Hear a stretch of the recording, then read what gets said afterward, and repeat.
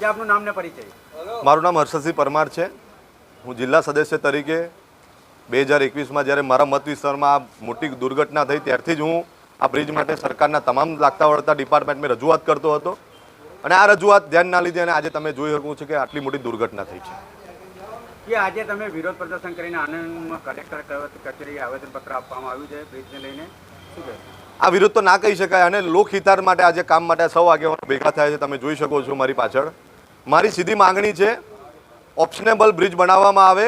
હજુ પણ સુધી ટેન્ડરની પ્રક્રિયા દ્વારા બહાર કરવામાં નથી આવી કે આરએનબી ડિવિઝન દ્વારા કોઈ પત્ર કે કોઈ માહિતી પ્રસાર કરવામાં નથી આવી। એટલે મારી સીધી માંગણી છે ઓપ્શનેબલ બ્રિજ બનાવવામાં આવે તો અમારા આણંદ અને વડોદરા જિલ્લાના હજારો રોજગારી અર્થે આણંદ જિલ્લાથી પાદરા જીઆઈડીસીમાં આવે છે એ લોકોને ખૂબ સમસ્યાનો સામનો કરવો પડે છે।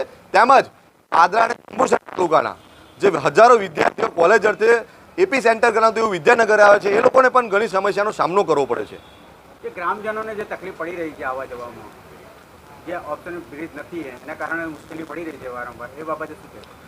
મારી સીધી માંગણી છે ઉત્તર પ્રદેશની સરકારે ત્યાં આગળ પ્રયાગરાજમાં હમણાં જ કુંભ મેળો થયો, ત્યાં ઓપ્શનેબલ બ્રિજ બનાવ્યા હતા, ટેમ્પરરી બ્રિજ જેને કહી શકાય આપણે, એવા બ્રિજ આપણી સરકાર કેમ ના બનાવી શકે એવી અમારી માંગણી છે આજને ધોરણે।